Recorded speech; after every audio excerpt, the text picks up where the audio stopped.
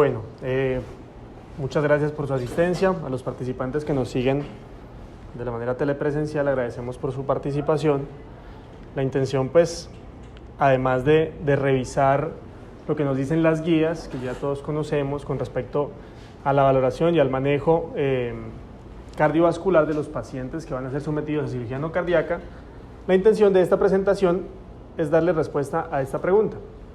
¿Qué hay de nuevo en la valoración y en el manejo para este tipo de pacientes? Y es que desde el 2014 ya se habían publicado, tanto las guías europeas como las guías americanas, las directrices que nos brindaban herramientas para el manejo de este tipo de pacientes. Sin embargo, en 2017, la Sociedad Canadiense de Anestesiología propone un algoritmo diferente, que lo vamos a ver más adelante, en el cual vemos que el panorama cambia drásticamente con respecto a lo que nos habían dicho en 2014 los europeos y los americanos. Es importante resaltar que muchas de las recomendaciones que vamos a ver a lo largo de la presentación no van a tener el mayor grado de evidencia debido pues a que no existen o digamos la cantidad de estudios publicados en la literatura que avalan este tipo de recomendaciones son escasos, ¿sí? En la mayoría de los casos. También vamos a tener nivel de evidencia bueno en cierto tipo de recomendaciones, como lo veremos en el transcurso de la presentación. Pero ¿por qué es importante la valoración y el manejo cardiovascular en un paciente que es programado para cirugía no cardíaca? Si nos limitamos pues a la epidemiología europea, para el 2014 se estimaba que anualmente se desarrollaban aproximadamente 19 millones de cirugías, ¿sí? De las cuales el 30% iban a ser en pacientes de alto riesgo, con una tasa de complicaciones que oscilaba entre 167,000 pacientes, de los cuales la mayoría de estas complicaciones iban a ser de etiología cardíaca, y 19,000 iban a estar enfrentados pues a un escenario potencialmente fatal, ¿ok? Entonces, como vemos, no es para nada un número despreciable, y por eso es importante que como anestesiólogos conozcamos y sepamos pues qué vamos a hacer cuando nos enfrentamos a este tipo de pacientes. El objetivo básicamente es brindar un inicio temprano, ¿sí?, del tratamiento en los pacientes que lo ameritan en el contexto prequirúrgico, definir si el paciente en el preoperatorio es candidato para algún tipo de intervención y asimismo planificar una estrategia anestésica y quirúrgica que me ayude a disminuir los riesgos de que el paciente se enfrente a estos escenarios, al desarrollo de un evento cardíaco adverso mayor, ¿sí?, dentro de los cuales pues, los más temidos está la injuria miocárdica, que es un concepto nuevo, publicado recientemente el año pasado en la cuarta definición de infarto agudo de miocardio, el infarto agudo de miocardio como tal y la muerte de origen cardiovascular.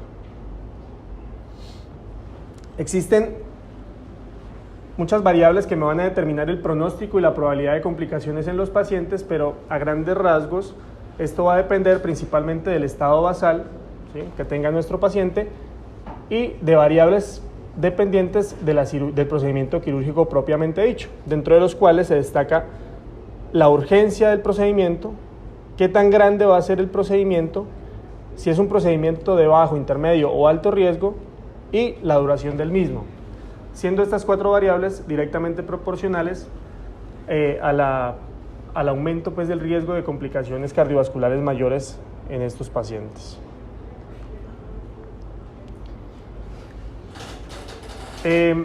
Es importante resaltar que existen principalmente 4 entidades que nos van a aumentar el riesgo de complicaciones cardiovasculares en el paciente sometido a cirugía no cardíaca, que son las que debemos identificar cuando hacemos una valoración prequirúrgica, ¿sí? Una de ellas son los pacientes con síndromes coronarios agudos o pacientes con enfermedad coronaria asintomática, ya sea documentada o no documentada. Pacientes con valvulopatías obstructivas, principalmente estenosis mitral severa y estenosis aórtica severa, que pueden ser también sintomáticos o asintomáticos. pacientes en el contexto de falla cardíaca y pacientes con algún tipo de arritmia de alto grado. En esta tablita podemos ver que se resumen, pues, digamos, las principales condiciones cardíacas activas que me pueden aumentar el riesgo de desenlaces adversos cardiovasculares en el paciente sometido a cirugía no cardíaca. Pero ¿qué es lo que pasa cuando llevamos a un paciente a cirugía? La anoxia quirúrgica per se va a desencadenar una respuesta inflamatoria a nivel local en el sitio operatorio, lo cual también se va a ver acompañado de una respuesta humoral aumentada, y puede existir un desbalance tanto en la función del sistema nervioso simpático como en la función del sistema nervioso parasimpático. Esto puede predisponer a que nuestros pacientes se precipiten a desarrollar un infarto tipo 2, que como ya conocemos, pues está dado por un desbalance entre el consumo y el aporte de oxígeno. Sin embargo, también hay muchos estudios que han demostrado que durante el procedimiento quirúrgico como tal, los pacientes pueden entrar en un desbalance entre los factores procoagulantes y los factores fibrinolíticos, que me pueden precipitar hacia la formación de trombos o hacia la ruptura de un trombo ya existente en los vasos coronarios, desencadenando un infarto tipo 1. Entonces, como vemos, estos son los dos tipos de infarto, pues, más frecuente que puede presentar un paciente en el contexto quirúrgico. Pero no solamente el temor va a estar dado por el riesgo que el paciente tenga de desarrollar un infarto agudo de miocardio en el perioperatorio. El año pasado se publicó la 4ª definición universal de infarto agudo de miocardio, en las cuales ellos contemplan que un paciente que presente elevación o descenso de troponinas con al menos un valor por encima del percentil 99, en ausencia de algún otro criterio para el diagnóstico de infarto agudo de miocardio, como es cambios a nivel del electrocardiograma, cambios a nivel de imágenes, como por ejemplo acinesias pues en un ecocardiograma, pacientes que hayan sido sometidos a eventos hipotensivos prolongados, pacientes con taquicardia prolongada durante el perioperatorio. Si el paciente no se encuentra dentro de este escenario y lo único que evidenciamos es una elevación aislada de las troponinas, es preferible hacer el diagnóstico de injuria miocárdica aguda, que en el contexto de cirugía no cardíaca se va a denominar injuria miocárdica después de cirugía no cardíaca, o MINS por sus siglas en inglés. Pero ya entrando en materia, vamos a tratar de abordar los temas de la valoración prequirúrgica para identificar este tipo de pacientes de alto riesgo. Y para ello, una de las primeras cosas que debemos tener en cuenta es la necesidad del procedimiento quirúrgico como tal.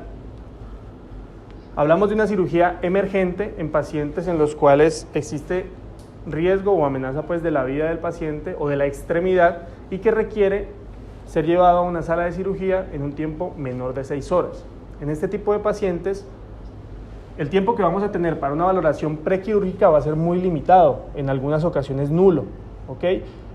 Sin embargo, es recomendable que tratemos de indagar lo que más se pueda a este tipo de pacientes para identificar factores de riesgo que me pueden ayudar no a cambiar el plan quirúrgico como tal, sino a establecer estrategias anestésicas y estrategias del procedimiento quirúrgico como tal que me puedan disminuir el riesgo de eventos adversos cardiovasculares en el posoperatorio de estos pacientes. La cirugía urgente son cirugías en las cuales también existe riesgo para la vida del paciente o para el compromiso de alguna extremidad, y que debe ser intervenido en un promedio de 6 a 24 horas. Las cirugías sensibles al tiempo hace referencia a aquellos procedimientos quirúrgicos que idealmente no deberían prolongarse por más de 6 semanas, ¿sí? Ojalá hasta una semana, pues, desde que se toma la decisión de llevar al paciente a la intervención quirúrgica como tal. Dentro de esta categoría de cirugías sensibles al tiempo, clasifican la mayoría de los diagnósticos oncológicos que requieren manejo quirúrgico. Y la cirugía electiva, que es quizá los procedimientos que nos van a permitir desarrollar todas las recomendaciones que nos dan las diferentes guías, son aquellos procedimientos que pueden llevar hasta un año en su realización. Los europeos clasifican los procedimientos quirúrgicos, ¿sí?, como procedimientos de bajo riesgo cuando la probabilidad de complicaciones cardiovasculares está por debajo del 1%, ¿sí? Procedimientos de riesgo intermedio cuando la probabilidad de complicaciones cardiovasculares está entre el 1 y el 5%, y procedimientos de alto riesgo cuando este riesgo está por encima del 5%. Cabe destacar que esta clasificación me sugiere un riesgo solamente para el procedimiento quirúrgico sin tener en cuenta las patologías de base o el estado basal del paciente. Para los americanos solamente existen procedimientos de bajo riesgo y de alto riesgo, ¿okay? Y ellos consideran que no es necesaria una clasificación de riesgo intermedio debido a que las recomendaciones para los de riesgo intermedio y riesgo alto en cuanto al manejo perioperatorio son las mismas, ¿sí? Algo que difiere un poco con respecto a las recomendaciones que dan los europeos. Pero hay que tener en cuenta que en el contexto de emergencia o de cirugía urgente, como ya lo vimos anteriormente, los pacientes necesariamente van a ser llevados a procedimiento quirúrgico dependiendo pues el tiempo que tengamos para la valoración prequirúrgica. Si es una cirugía emergente, pues menos de 6 horas, si es una cirugía urgente de 6 a 24 horas.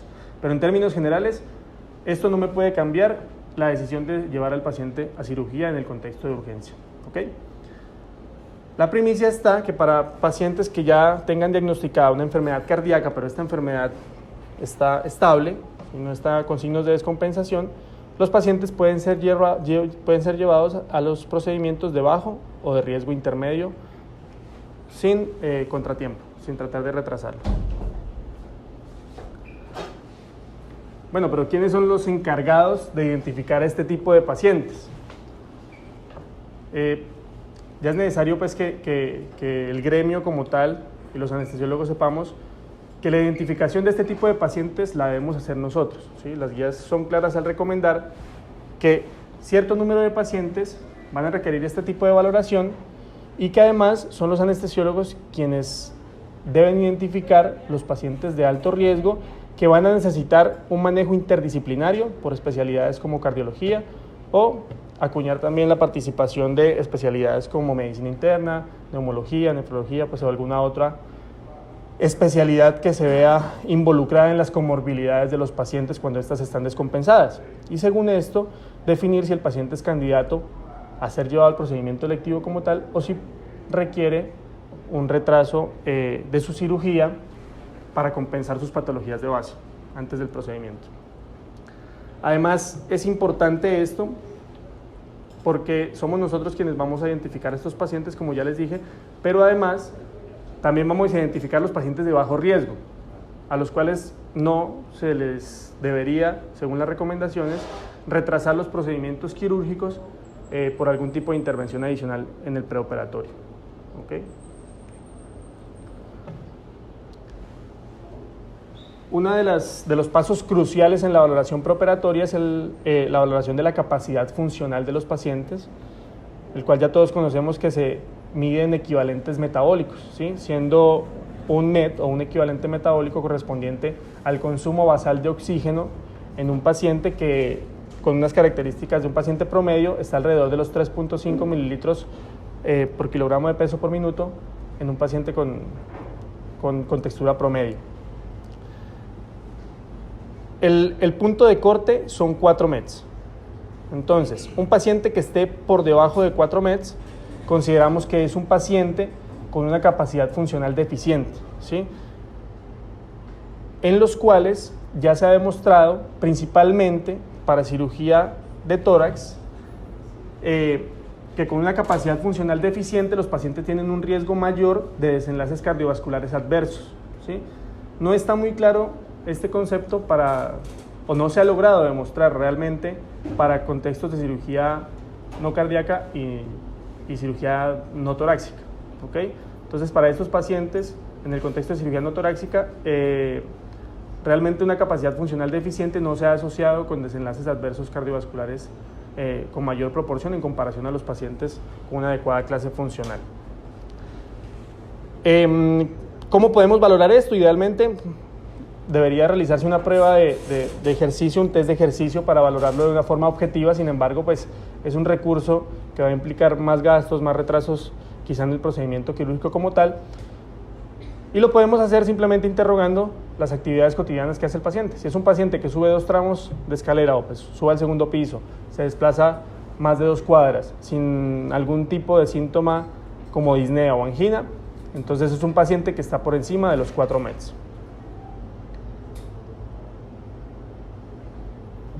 Como ya les había dicho anteriormente, lo primero que debemos hacer es interrogar adecuadamente a nuestros pacientes, hacer una adecuada anamnesis, porque con esta primera herramienta es cuando vamos a identificar a los pacientes de bajo o alto riesgo, ¿sí? Si son pacientes de bajo riesgo, pueden ser programados para su cirugía electiva sin retrasar el procedimiento, pero si son pacientes de alto riesgo, entonces debemos definir si se beneficia de algún tipo de manejo, de algún tipo de intervención en el prequirúrgico con la intención de disminuir el riesgo perioperatorio de desenlaces adversos cardiovasculares en nuestros pacientes. Ya los exámenes como electrocardiografía básica, las guías recomiendan que se deberían realizar en pacientes con una patología cardiovascular documentada o con patología cardíaca estructural ya conocida, o en pacientes asintomáticos que van a ser sometidos a cirugía de alto riesgo. La sensibilidad y especificidad pues, del electrocardiograma para el tamizaje de enfermedad coronaria pues, no va a ser el mejor, ¿sí? Y mucho menos en pacientes asintomáticos. Y es así como se plantea la realización de estudios imagenológicos, principalmente ecocardiograma estrés, para la detección de enfermedad coronaria en los pacientes de alto riesgo, como lo vamos a ver más adelante. Se han diseñado en el transcurso de los años diferentes índices que nos pueden ayudar a catalogar al paciente como de bajo o alto riesgo, ¿sí? Como ya les había dicho anteriormente, la tabla que les mostré nos indicaba el riesgo del procedimiento como tal, ¿sí? Los índices de riesgo me van a tratar de identificar el riesgo que tiene mi paciente de complicaciones cardiovasculares adversas en el perioperatorio. En 1977, Goodman desarrolló un índice de riesgo que en 1999 va a ser modificado, ¿sí? Conocido pues como el índice cardíaco corregido o índice de Lee, que es del que más hablan las guías actualmente y el que más recomiendan para la detección de pacientes de alto riesgo.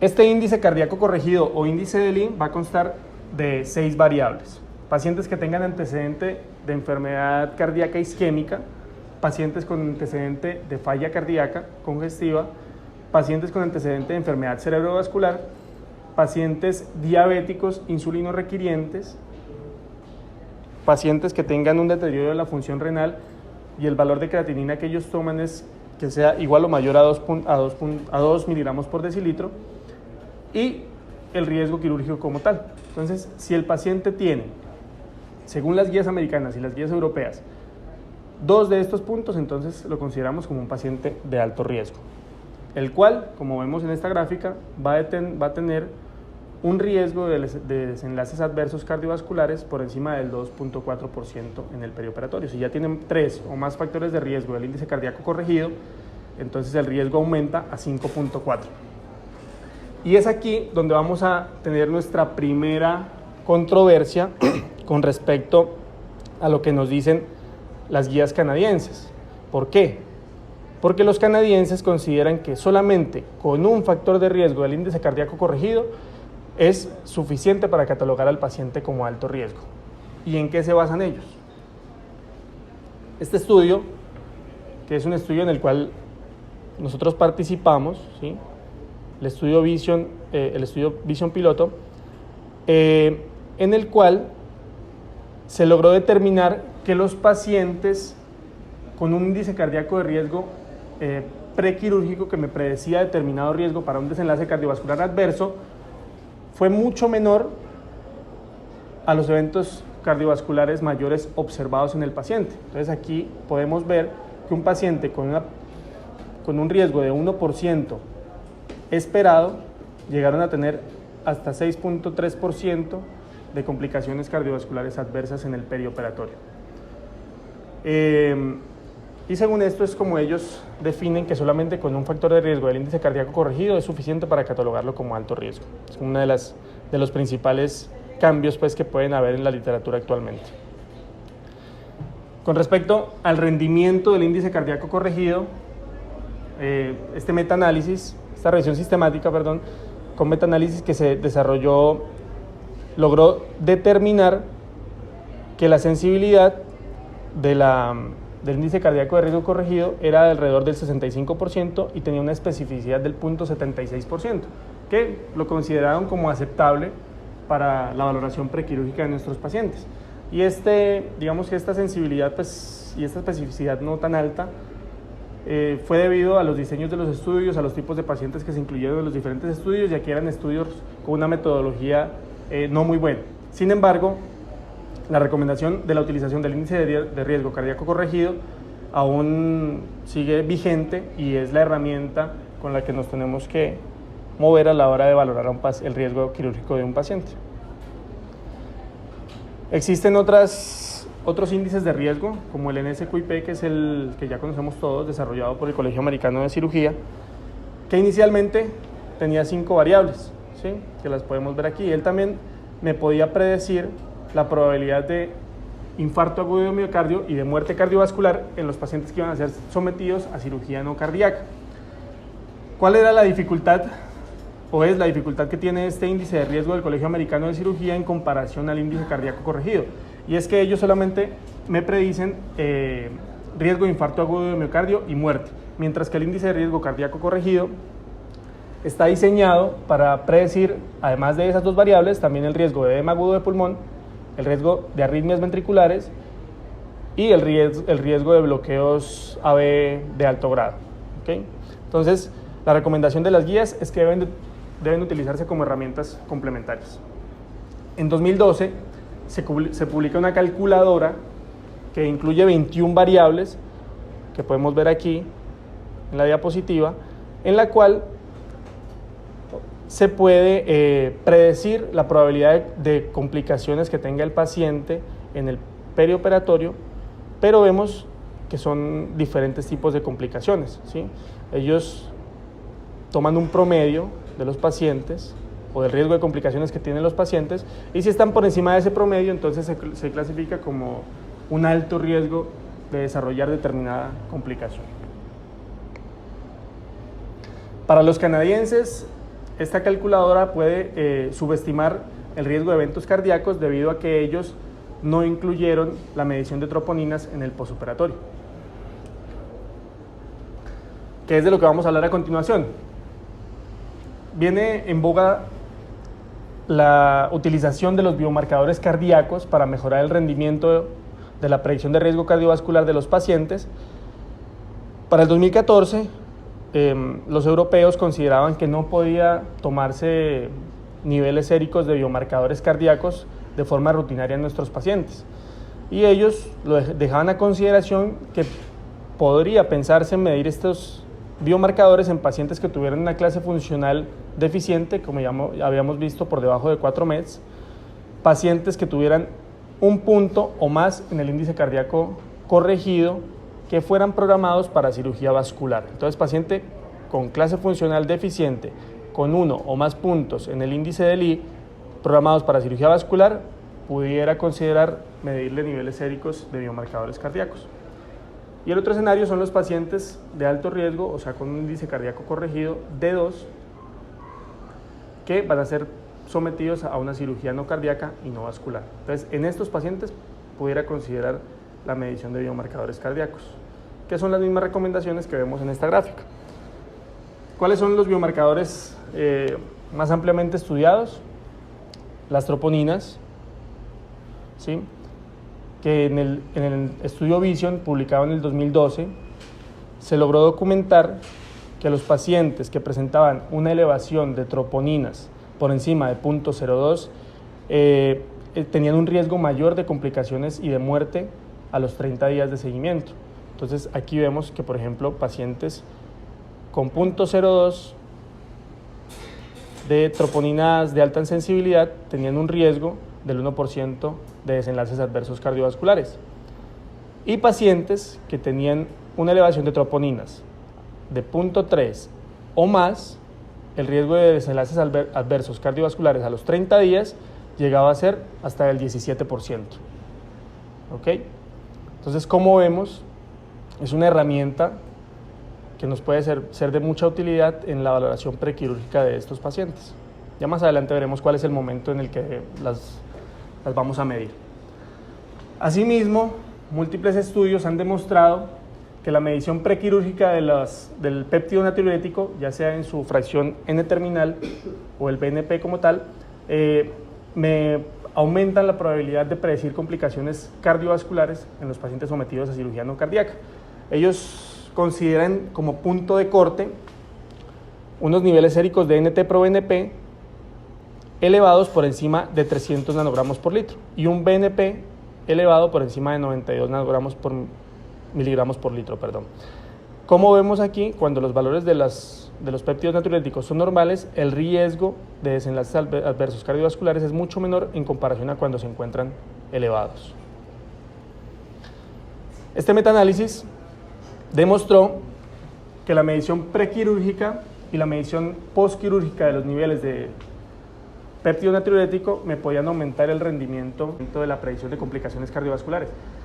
Sin embargo, al parecer también la medición postquirúrgica me mejora aún más el rendimiento de este tipo de predictor. Y con base en esta evidencia, los canadienses recomiendan que se debería hacer una medición, ¿sí?, de troponinas dentro de las primeras 48 hasta las 72 horas después del procedimiento quirúrgico como tal, en los pacientes que tengan un riesgo de base de complicaciones adversas por encima del 5%. ¿Y cuáles son estos pacientes? Pacientes que tengan unos niveles séricos de péptido natriurético elevado en el prequirúrgico y pacientes que tengan un índice cardíaco de riesgo corregido de 1. Como ya habíamos visto, el punto de corte para ellos es 1, entre una edad de 45 y 64 años, o pacientes mayores de 65 años, independientemente de cualquier otro factor. Entonces, a estos pacientes se les debería hacer un seguimiento con troponinas séricas en el postquirúrgico. ¿Cuál es la dificultad? Que no todos los pacientes en el prequirúrgico van a tener unos niveles séricos de troponina por debajo del percentil 99. Como vemos en esta gráfica publicada en la cuarta definición universal de infarto agudo de miocardio, existe una población de pacientes que pueden tener una injuria miocárdica crónica, lo cual los va a predisponer a que mantengan unos niveles séricos de troponinas persistentemente elevados en el tiempo. A estos pacientes se les debería medir unos niveles prequirúrgicos para conocer sus valores basales, ¿ok? ¿Por qué? Porque el diagnóstico de injuria miocárdica o de infarto agudo de miocardio en este tipo de pacientes con troponinas persistentemente elevadas va a cambiar. Entonces, a esos pacientes les voy a hacer el diagnóstico de injuria miocárdica cuando el aumento de los niveles de troponina sérica estén por encima del 20% de su valor basal, ¿ok?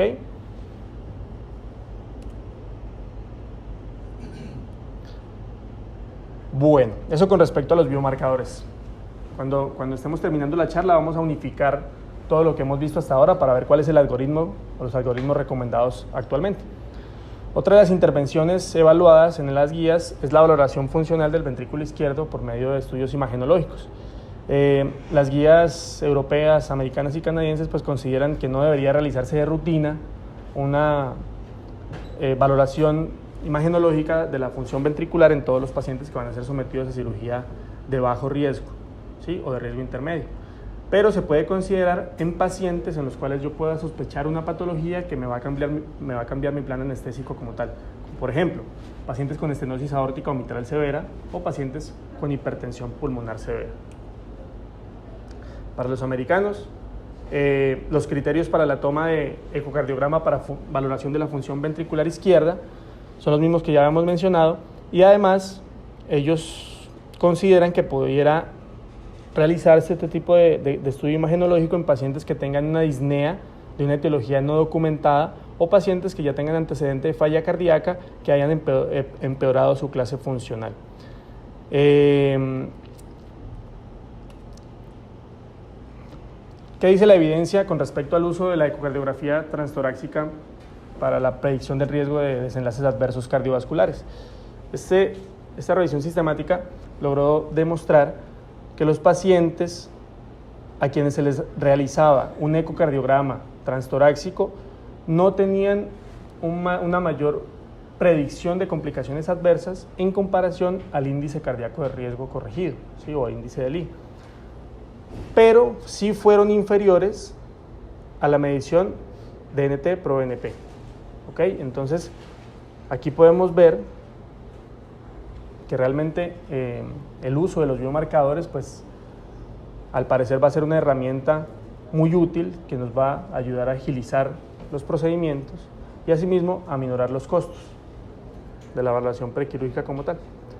Como ya les había dicho, los canadienses consideran que no se haga de rutina un ecocardiograma, pero se puede considerar en pacientes con sospecha de valvulopatías o miocardiopatía hipertrófica o pacientes con hipertensión pulmonar severa.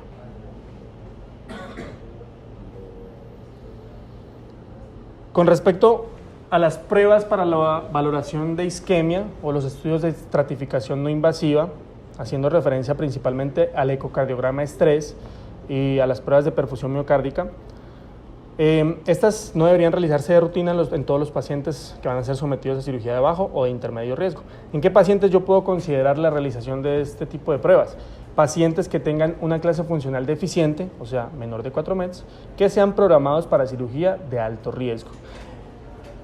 La zona gris está en los pacientes que tengan una clase funcional deficiente y que son programados para cirugía de riesgo intermedio. Para los americanos, como ya habíamos dicho, no hay riesgo intermedio, o sea que los pacientes irán para estratificación no invasiva. Pero para los europeos todavía es válido la clasificación de riesgo intermedio, entonces esa es como la zona gris en la que vamos a tener que agarrarnos de algunas otras variables para definir si el paciente es candidato o no para un estudio de estratificación invasiva. ¿Y qué es lo que vamos a buscar? Principalmente pues que hayan cambios que nos sugieran enfermedad coronaria. Cuando realizamos un ecocardiograma de estrés, si el paciente tiene 5 o más segmentos comprometidos en este estudio imagenológico, es un paciente que debería ser llevado a revascularización prequirúrgica siempre y cuando la urgencia del procedimiento lo permita. Para el caso de estudios de perfusión, cuando se comparó extensiones por debajo del 20%, se logró demostrar que un compromiso por debajo del 20% no aumentaba el riesgo en comparación a estudios normales, ¿sí? Por el contrario, cuando era mayor al 20%, sí se determinó que los pacientes tenían un mayor riesgo de desenlaces adversos cardiovasculares en el perioperatorio. Y por ende, cuando está por encima del 20%, también deberían ser llevados idealmente a revascularización miocárdica en el prequirúrgico. Esta recomendación que vemos aquí es para recordar que el uso del dipiridamol para ecocardiograma estrés tiene ciertas consideraciones, no debería ser utilizado en pacientes con hipertensión grave no controlada, pacientes que hayan tenido eventos hipotensivos sintomáticos, pacientes con antecedente de aneurisma de aorta abdominal con presencia de trombos intraaneurismáticos y pacientes con arritmias de alto grado. La Sociedad Canadiense, ¿qué nos dice con respecto a la utilización de pruebas de estratificación no invasiva? Ellos recomiendan evitar el uso de ecocardiograma estrés o de pruebas de perfusión miocárdica en los pacientes. ¿Y ellos por qué justifican esto? Dicen que no aumenta la predicción del riesgo de desenlaces adversos en comparación a los niveles séricos de biomarcadores cardíacos. No citan alguna referencia pues como para traerla a la presentación, sin embargo esta es la recomendación que ellos dan. El uso de la angiografía coronaria preoperatoria, las indicaciones no van a variar con respecto a las indicaciones en el paciente en el contexto no quirúrgico. Entonces vemos que si es un paciente que tenga un infarto agudo de miocardio con elevación del ST, es un paciente que va a necesitar angiografía coronaria. Si es un paciente con un infarto de miocardio sin elevación del segmento ST en el contexto de no requerir una cirugía no urgente, puede ser llevado también a una coronariografía. Y para los pacientes que tengan una angina sintomática con una clasificación canadiense de 3 a 4, también pudiera considerarse la realización de coronariografía prequirúrgica siempre y cuando no estén siendo programados para un procedimiento de urgencia. ¿Okay? Definitivamente no se aconseja realizar coronariografía a los pacientes de bajo riesgo, no me mejora los desenlaces de este tipo de pacientes. Este es un resumen de las recomendaciones que hemos visto hasta el momento, ¿sí? Publicado en las guías americanas del 2014. Y este es el algoritmo con el que nos movemos hoy en día cuando nos enfrentamos a este tipo de pacientes. Entonces, lo primero que vamos a determinar ¿qué es? ¿Cuál es la necesidad del procedimiento quirúrgico como tal? Si es un procedimiento emergente, definitivamente el paciente debe ser llevado a cirugía, ¿sí? Pero si no es un procedimiento emergente, entonces el paso 2 es evaluar si el paciente tiene antecedente de enfermedad coronaria. Entonces, si es un paciente que no tiene antecedente de enfermedad coronaria, lo que vamos a hacer es estimar el riesgo quirúrgico y el riesgo del paciente con el índice cardíaco corregido. Si es un paciente que tiene una adecuada clase funcional y un índice cardíaco corregido de bajo riesgo, no requiere estudios adicionales, puede ser programado para la cirugía. En caso contrario, entonces que sea un paciente de elevado riesgo, entramos a evaluar la capacidad funcional del paciente. Si es un paciente con una capacidad funcional mayor de 4 METs o excelente pues por encima de 10 METs, no requiere estudios adicionales, es un paciente que puede ser programado para cirugía no cardíaca. Asimismo, para pacientes que estén entre 4 y 10 METs. Pero si es un paciente con una capacidad funcional disminuida o deficiente y que además esté siendo programado para un procedimiento quirúrgico de alto riesgo, necesitamos la realización de ecocardiograma estrés en el prequirúrgico. Si el ecocardiograma estrés es positivo con las consideraciones que ya hemos mencionado, que tenga compromiso de más de 5 segmentos o un estudio de perfusión miocárdica con más del 20% del compromiso de las paredes ventriculares, es un paciente que necesariamente debe ser llevado a coronariografía para revascularización en el prequirúrgico. Si no es así, si es un paciente con menos de 5 segmentos o menos del 20% en un estudio de perfusión y que además no, digamos que no tiene alguna otra condición especial, entonces estos pacientes pueden ser programados para la cirugía sin ningún retraso, teniendo en cuenta el beneficio del procedimiento quirúrgico, porque si es un procedimiento que no va a cambiar el pronóstico de un paciente, por ejemplo un paciente oncológico con un aneurisma de aorta en donde la probabilidad de muerte por el aneurisma es más baja en comparación al diagnóstico oncológico, pues a esos pacientes preferiblemente se les va a dar manejo médico, ¿ok? Este es el algoritmo que propone la guía canadiense. Como vamos a ver, es completamente diferente a lo que acabamos de ver con respecto a lo que nos dicen las guías europeas y guías americanas. Los canadienses consideran que un paciente con una edad de más de 45 años o pacientes que tengan 18 o 44 años con una enfermedad cardíaca ya conocida, los vamos a enfrentar a 3 escenarios. El primero, cirugía emergente. Si es una cirugía emergente, no hay nada que hacer, el paciente debe ser llevado al procedimiento, y si son pacientes de más de 65 años o entre 18 y 64 años con una enfermedad cardíaca significativa, debemos hacerle una medición de troponinas diariamente hasta las 48 a 72 horas en el posoperatorio, ¿ok? Si son pacientes con necesidad de cirugía urgente o semiurgente, también los pacientes van a necesitar su procedimiento, van a ser llevados a pero si el tiempo lo permite, yo pudiera considerar la realización de estudios imagenológicos con la intención de diagnosticar estenosis aórtica o mitral severa o hipertensión pulmonar severa. ¿Para qué? Para, según eso, guiar mi plan anestésico, ¿okay? Y si cumplen este criterio también de más de 65 años o entre 18 y 64 años con enfermedad cardíaca significativa, los pacientes van a requerir medición de troponinas diariamente hasta las 48 a 72 horas. En el caso de la cirugía electiva, lo primero que ellos recomiendan es una evaluación del riesgo con el índice cardíaco corregido o índice de Lee. Si tiene más de un punto o un punto y es un paciente de 45 a 64 años, hacer una medición de niveles séricos de NT-proBNP o de BNP, ¿sí? O si es un paciente de 65 años, independiente del índice cardíaco de riesgo corregido, también debería hacerse la medición de estos biomarcadores séricos. Si es positivo la medición del NT-proBNP o el BNP, en el postoperatorio vamos a hacer una medición de troponinas diariamente hasta las 48 a 72 horas del postoperatorio. Si no tenemos un valor previo de péptido natriurético y es un paciente que cumple estos criterios y además ha sido un procedimiento de alto riesgo, le vamos a hacer una medición diaria de troponinas hasta las 48 a 72 horas.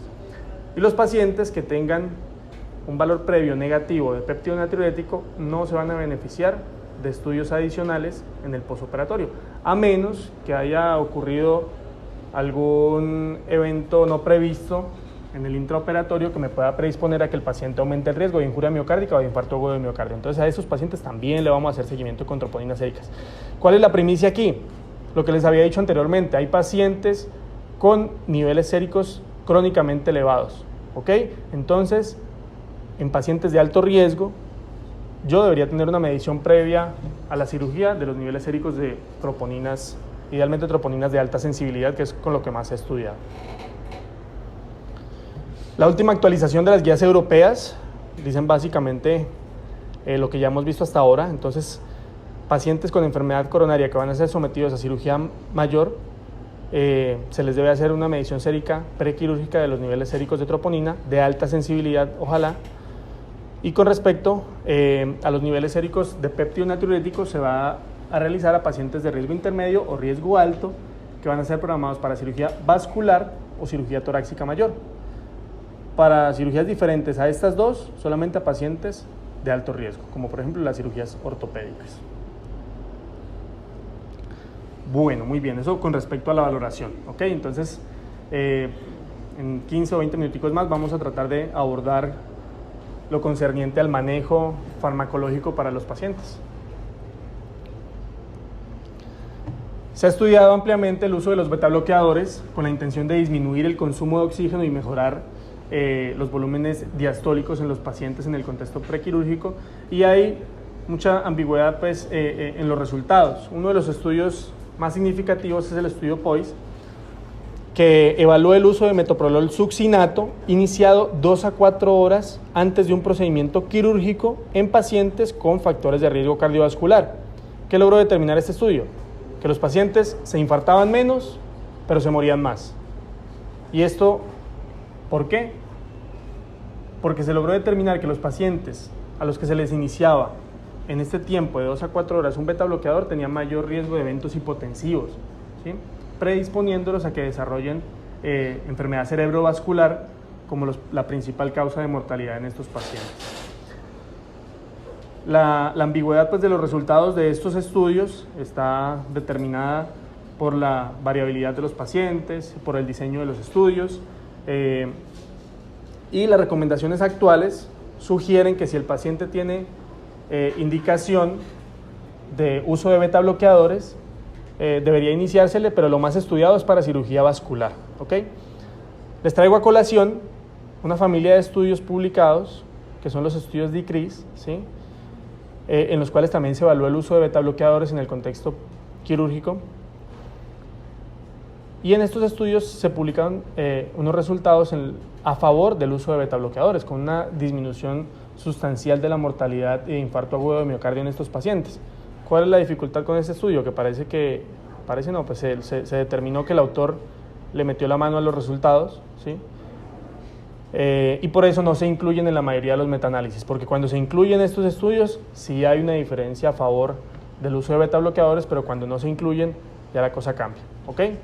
Me parece que tuvo hasta problemas legales, bueno, no sé, eso es un aspecto aparte. Como les había dicho, lo más estudiado para el uso de betabloqueadores es en el contexto de cirugía vascular.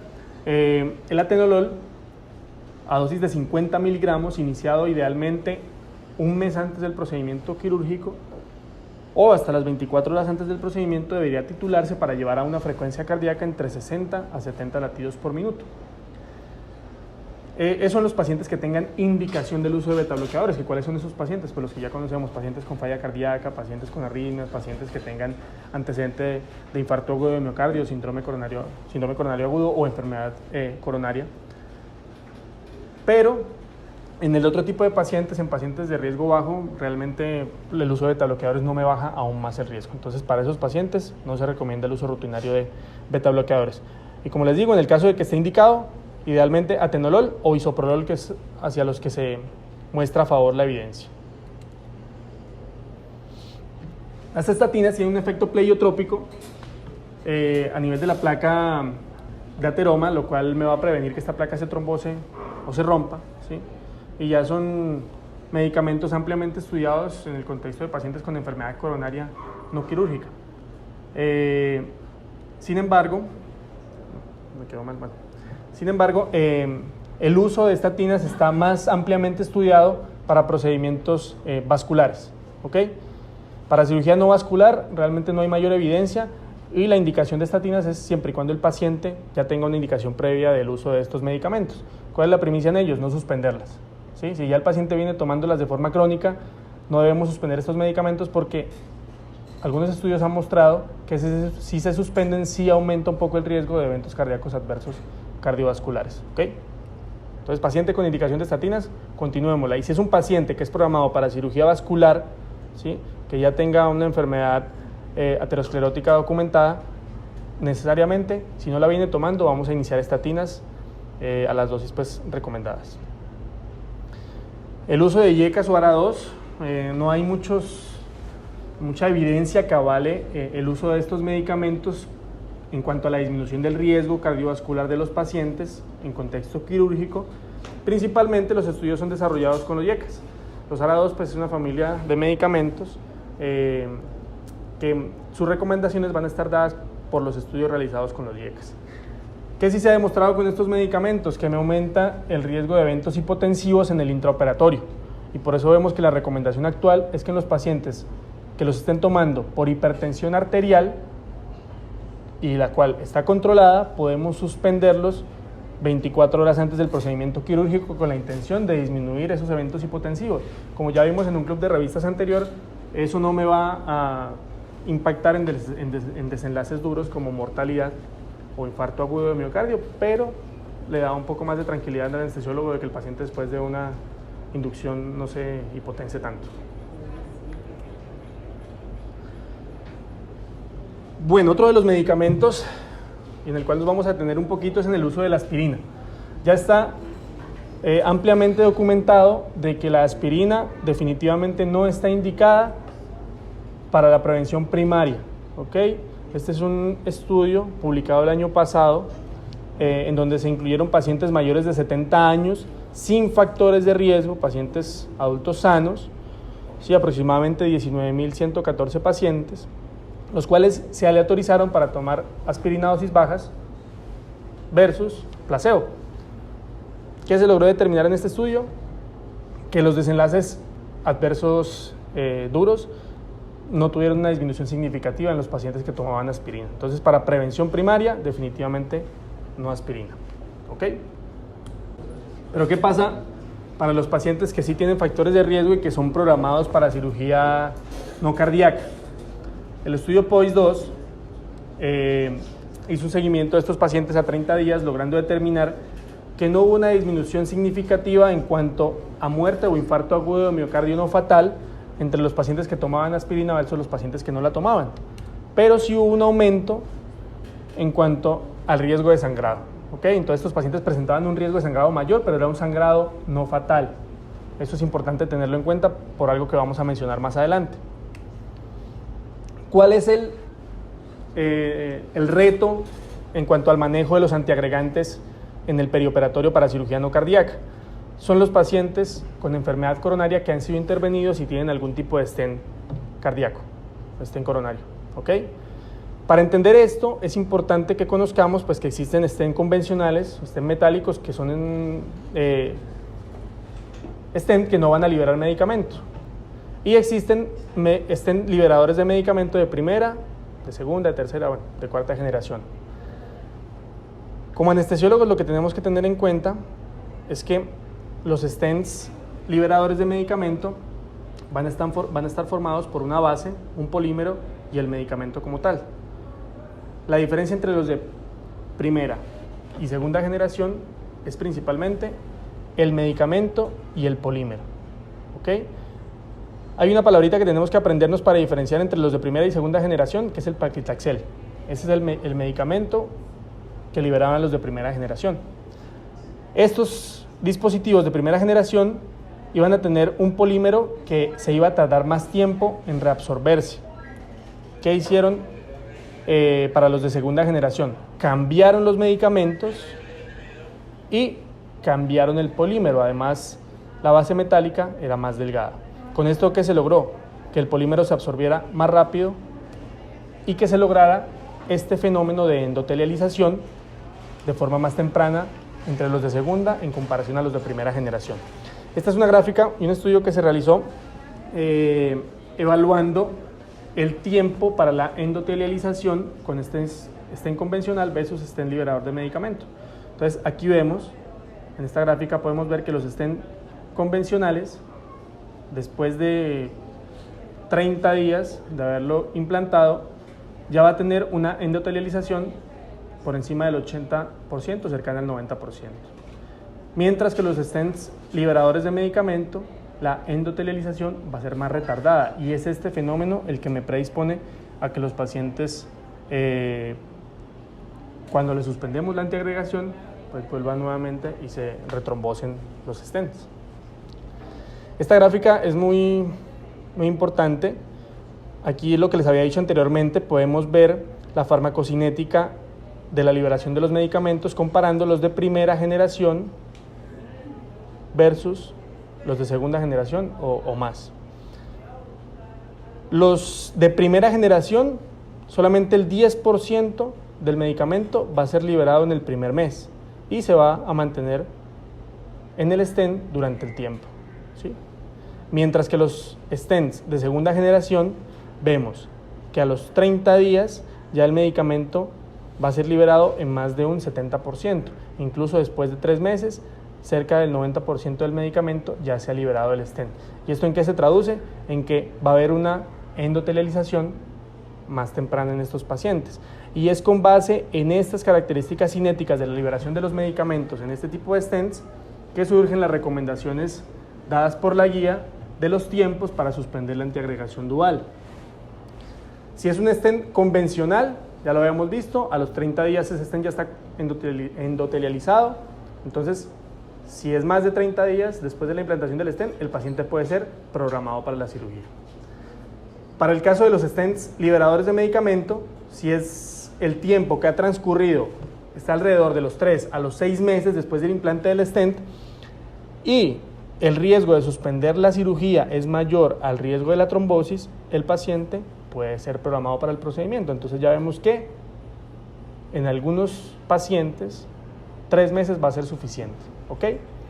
Y definitivamente, después de que han transcurrido 6 meses después del implante del stent, el paciente puede ser programado para la cirugía sin ninguna contraindicación. O sea, ya no es necesario esperar un año de antiagregación dual para programar a nuestros pacientes para las cirugías selectivas. ¿Qué hay que tener en cuenta? Que hay unos casos especiales de pacientes en los cuales el riesgo de trombosis aumenta y se ve la necesidad de prolongar la terapia de antiagregación por más de 12 meses. ¿Cuáles son estos pacientes? Básicamente pacientes que tengan stents largos, definidos como más de 20 milímetros, ¿sí? Pacientes que tengan stents en bifurcaciones, en troncos, pacientes que tengan un único vaso y que ese único vaso sea el que tenga un stent, o pacientes con stents en vasos muy pequeños. Estos pacientes, independiente del tipo de stent que se esté utilizando, van a requerir prolongar su antiagregación dual por más de 12 meses. ¿Ok? Entonces, hasta aquí podemos ver que las variables a tener en cuenta para suspender la antiagregación van a ser el riesgo de trombosis, riesgo de sangrado y las características angiográficas de los pacientes, teniendo en cuenta lo que les acabo de mencionar. Este riesgo de trombosis y riesgo de sangrado fue publicado por la guía italiana en el 2014, en donde ellos tratan de hacer una asociación en cuanto al riesgo de trombosis y riesgo de sangrado para los diferentes tipos de cirugía. En general, la recomendación que ellos dan es que si el paciente tiene un riesgo bajo de trombosis, se pudiera considerar suspender la aspirina si el paciente no tiene indicación y su riesgo de sangrado es alto. Pero para cirugía cardíaca, eso cambia. Si el paciente tiene un riesgo bajo de trombosis y un riesgo alto de sangrado, la idea es tratar de mantener la aspirina. ¿Ok? ¿Por qué les traigo la cirugía urológica como tal? Porque esta es una de las que tiene alguna variación en comparación a los otros procedimientos, y es que hay algunos tipos de procedimientos urológicos que tienen un riesgo de sangrado muy alto, como por ejemplo la resección transuretral de la próstata. A esos pacientes que tienen alto riesgo de sangrado, entonces debemos descontinuarles el ASA siempre y cuando se pueda, con un riesgo de trombosis bajo, y también se debe evaluar la suspensión de los antiagregantes dihidropiridínicos y no dihidropiridínicos, ¿ok? Con los tiempos recomendados para cada uno de ellos. Entonces, aspirina, suspenderla entre 3 a 5 días, con 3 días la evidencia ha mostrado que es suficiente. En cuanto al ticagrelor, suspenderlo 5 días antes del procedimiento quirúrgico, al parecer es suficiente con ese tiempo. Y para el caso del clopidogrel y el prasugrel, la recomendación está suspenderlos entre 5 y 7 días antes del procedimiento quirúrgico. ¿Ok? Bueno, pero ¿qué pasa con los pacientes con alto riesgo de trombosis y alto riesgo de sangrado? Ese es el reto más grande al que nos vamos a ver enfrentados. Esos pacientes necesariamente van a continuar la aspirina, ¿sí? Y se debe evaluar la necesidad de suspender la antiagregación dual en esos pacientes. ¿Cuál es la primicia? Definir si el paciente es candidato para una terapia puente antiagregante. ¿Cuáles son los esquemas que se han estudiado hasta ahora? El uso de tirofiban y cangrelor, que es un antiagregante antagonista del receptor P2Y12 de uso endovenoso. Esos son los únicos 2 medicamentos que tienen estudios, un estudio para el cangrelor y un estudio para el tirofiban, en los cuales se avala su uso como terapia puente. El estudio del tirofiban logró demostrar que los pacientes no tenían aumento de los eventos trombóticos en el perioperatorio y el riesgo de sangrado disminuía. En Colombia no tenemos ceftifibatide, en Colombia tenemos solamente tirofiban. Hay algunos centros pues, que ya tienen acuñada esta recomendación para el manejo de sus pacientes, y el esquema que se recomienda para el tirofiban es a una dosis de 0.4 microgramos por kilo minuto en infusión por 30 minutos, 24 horas después de haber suspendido el antiagregante, ¿ok? Según los tiempos recomendados para cada uno de ellos. Entonces, iniciamos con 0.4 microgramos kilo minuto durante 30 minutos. Y después de los 30 minutos nos pasamos a una dosis de 0.1 microgramos kilo minuto hasta 4 horas antes del procedimiento. 4 horas antes del procedimiento suspendemos el tirofiban, llevamos a nuestro paciente a la cirugía e idealmente debería iniciarse dentro de las primeras 2 horas después del procedimiento quirúrgico, siempre y cuando la probabilidad de sangrado en el posoperatorio lo permita. E iniciar lo más temprano posible la antiagregación en esos pacientes con una dosis de carga recomendada para cada uno de los medicamentos. En pacientes que tengan una tasa de filtración glomerular por debajo de 30 mililitros minuto, la dosis de tirofiban se va a disminuir al 50%. ¿Ok? Pero en términos generales, las recomendaciones para el uso de antiplaquetarios y cirugías no cardíacas es que siempre y cuando se pueda el paciente debe mantener la aspirina. ¿Ok? Porque se ha demostrado que aumenta, sí, la probabilidad de sangrado, pero son sangrados que no afectan la mortalidad, a excepción de procedimientos intracraneales o prostatectomía transuretral, que como ya vimos, sí puede tener un impacto negativo en estos pacientes. Y en ellos debería considerar suspender la aspirina. Debemos evaluar el riesgo trombótico y el riesgo hemorrágico de los pacientes, así mismo como las características angiográficas de la colocación de los stents para definir si el paciente se beneficia o no de suspender la antiagregación dual. Y en paciente de bajo riesgo de sangrado, ¿sí? Pacientes que van a ser sometidos a un procedimiento, por ejemplo, procedimientos dermatológicos, procedimientos endoscópicos, procedimientos endovasculares, no se recomienda suspender la antiagregación dual, los pacientes pueden continuarla. El uso de la revascularización profiláctica ya ha sido estudiado, el estudio CARP, que fue un estudio que comparó el manejo de revascularización, ya sea por vía percutánea versus bypass coronario, y bypass coronario versus manejo médico en pacientes con enfermedad coronaria estable, logró determinar que cuando iban a ser llevados a procedimientos vasculares como reparo de aneurisma de aorta o reparo de vasos arteriales a nivel de extremidades inferiores, la sobrevida de estos pacientes en cuanto a la comparación de manejo médico versus manejo intervencionista no varió en el tiempo.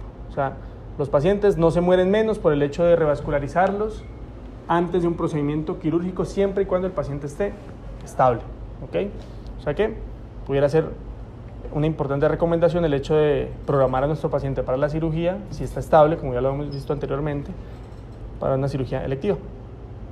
Estas son las recomendaciones que se dan para la revascularización profiláctica. No difiere mucho en lo que ya les he mencionado hasta el momento. En cuanto al paciente que tiene indicación de coronariografía, como el paciente con infarto agudo de miocardio con elevación del ST, si es un paciente que está fuera de un contexto de cirugía de urgencia, pues el paciente debe ser llevado a su procedimiento de revascularización, ¿ok? Bueno, para finalizar, una de las últimas novedades que quería compartir con ustedes es que si mi paciente, a pesar de todo lo que hemos hecho hasta el momento, desarrolla una injuria miocárdica después de cirugía no cardíaca, ¿cuál es el manejo para ese paciente? Las recomendaciones actuales sugieren que esos pacientes al menos deberían tener antiagregación con aspirina y formulación de estatinas a dosis de 80 miligramos para la atorvastatina. No existen estudios en este contexto, en el contexto de injuria miocárdica después de cirugía no cardíaca, para el uso de estos medicamentos. Su recomendación se acuña básicamente por el beneficio que estos medicamentos han mostrado en el contexto de síndromes coronarios agudos en paciente en contexto no quirúrgico. Pero hay algunos subanálisis del estudio POISE-2 en el cual se sugiere que el uso de la aspirina sí disminuye el riesgo de mortalidad en estos pacientes. ¿Qué otro estudio se ha realizado para el manejo de estos pacientes? El uso de anticoagulación con dabigatran. El estudio MANAGE fue un estudio publicado el año pasado. Desarrolló un seguimiento a los pacientes desde el 2013 hasta el 2017, logrando obtener una muestra de 1.754 pacientes. A 877 de esos pacientes que presentaron injuria cardíaca después de cirugía no cardíaca, se les dio dabigatran a una dosis de 110 miligramos cada 12 horas después, en los primeros 30 días del posoperatorio. A los otros 877 pacientes no se les dio anticoagulación, se les dio solamente placebo. ¿Qué logró determinar este estudio? Que la probabilidad de eventos adversos cardiovasculares mayores se disminuía un 4% en los pacientes con dabigatran versus los pacientes con placebo. Aquí vemos el total. Los eventos adversos cardiovasculares fueron 97 de los 877 pacientes que utilizaron dabigatran y 133 de los 877 pacientes que fueron asignados al grupo de placebo. Entonces, al parecer sí hay un beneficio en la anticoagulación de estos pacientes, y la recomendación actual es que pueden ser utilizados siempre y cuando el paciente tenga un riesgo bajo de sangrado en el posoperatorio. Bueno, muchísimas gracias.